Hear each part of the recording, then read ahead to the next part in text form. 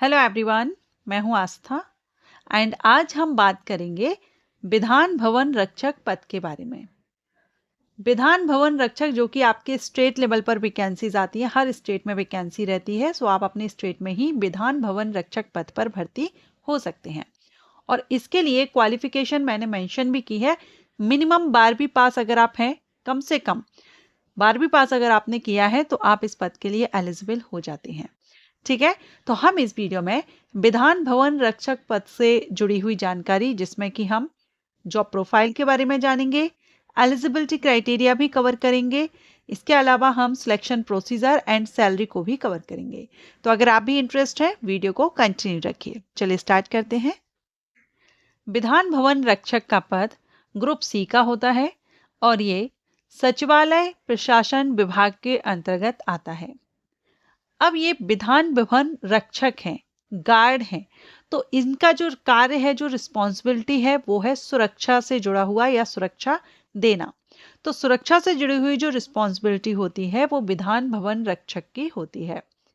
And Vidhan Bhavan की जो सुरक्षा की जिम्मेदारी रहेगी, उस परिसर में जो मेन गेट है, मुख्य द्वार है, या जो कार्यालय हैं, उनमें सुरक्षा सुनिश्चित करना इनकी जिम्मेदारी होगी। जो भी विजिटर्स आते हैं या जो स्टाफ है, व्हीकल्स हैं, इनकी जांच करना। विधानसभा सत्र के दौरान, जब विधानसभा सत्र चलता है तो उस दौरान सुरक्षा और अनुशासन बनाए रखना, ये विधान भवन रक्षक का कार्य होता है। और आप सभी जानते हैं ये सचिवालय प्रशासन विभाग के अंतर्गत है, तो आपको आपके स्टेट में आपको जॉब कहाँ मिलने वाली है, ऐसा तो नहीं है कहीं तहसील लेवल पर हो।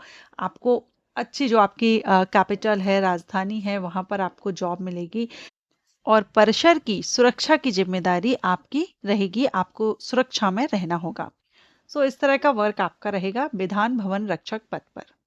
अब अगर आप भी इंटरेस्टेड हैं और आप विधान भवन रक्षक बनना चाहते हैं तो चलिए हम क्वालिफिकेशन देखते हैं। मिनिमम 12th पास होना जरूरी है। कम से कम अगर आप 12वीं पास हैं तो आप इसके लिए एलिजिबल रहेंगे।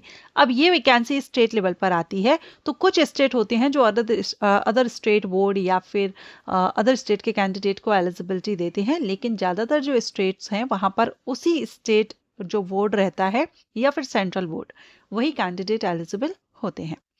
एंड इसके लिए फीमेल कैंडिडेट भी एलिजिबल होती है। मेल और फीमेल दोनों ही कैंडिडेट आवेदन कर सकते हैं।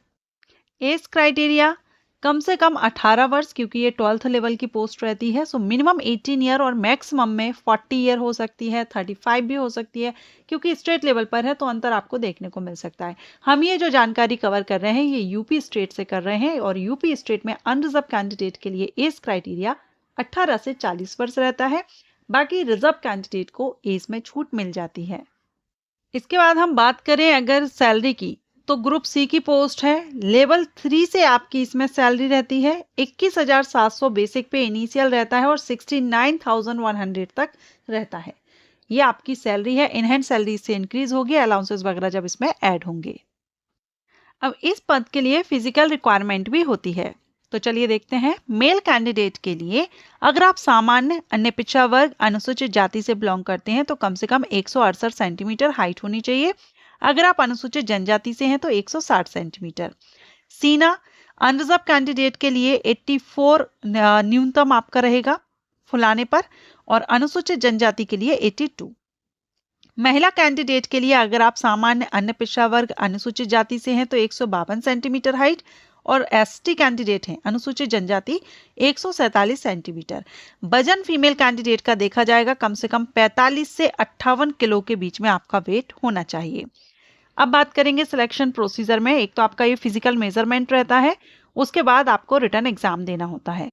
अब रिटन एग्जाम में आपका, जैसे यूपी स्टेट की हम बात कर रहे हैं, तो यूपी स्टेट में अगर आप बनना चाहते हैं विधान भवन रक्षक, तो पहले आपको पीईटी एग्जाम क्लियर करना होता है, क्वालिफाई करना होता है।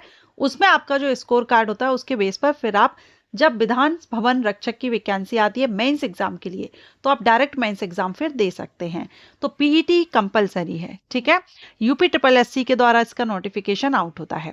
अब हम इसके मेंस एग्जाम पैटर्न को देखते हैं। मेंस रिटन एग्जामिनेशन में टोटल 100 प्रश्न पूछे जाते हैं, 100 मार्क्स के होते हैं। 2 घंटे का समय आपको दिया जाता है। MCQs टाइप एग्जाम होते हैं। नेगेटिव मार्किंग भी होता है, 0.25 मार्क माइनस किया जाता है गलत आंसर देने पर। तो इसमें आपके 3 भाग होते हैं। फर्स्ट भाग जो रहेगा वो अपने भारत का इतिहास से रहेगा, ठीक, भारत का भूगोल, इतिहास, आर्थिक सामाजिक विकास, राजस्व, भारतीय संविधान, पर्यावरण, पारिस्थितिकी एवं आपदा प्रबंधन, ये रहेगा। इसके बाद भाग 2 रहेगा जो कंप्यूटर या आईटी से रिलेटेड क्वेश्चन रहेंगे 15। थर्ड भाग आप जिस स्टेट से हैं उसका जीके पूछा जाता है, तो यूपी स्टेट से है तो यूपी जीके के 20 प्रश्न पूछे जाएंगे। टोटल 100 प्रश्न 100 नंबर के रहेंगे, 120 मिनट का समय आपको दिया जाएगा। फाइनल मेरिट आपकी इसी के बेस पर बनती है और इसका डिटेल सिलेबस भी आप अभी स्क्रीन में देख रहे हैं। आप इसका नोटिफिकेशन डाउनलोड कर लीजिएगा तो डिटेल जो सिलेबस है वो आपको नोटिफिकेशन में ही मिल जाएगा। सो ये थी जानकारी विधान भवन रक्षक पद के बारे में। आशा करती हूँ आपको ये इन्फॉर्मेशन, ये जानकारी अच्छी लगी हो और ये वीडियो आपके लिए यूजफुल रहा हो, इन्फॉर्मेटिव रहा हो। अगर हाँ तो वीडियो को लाइक एंड कॉमेंट करके जरूर बताइएगा। Thank you.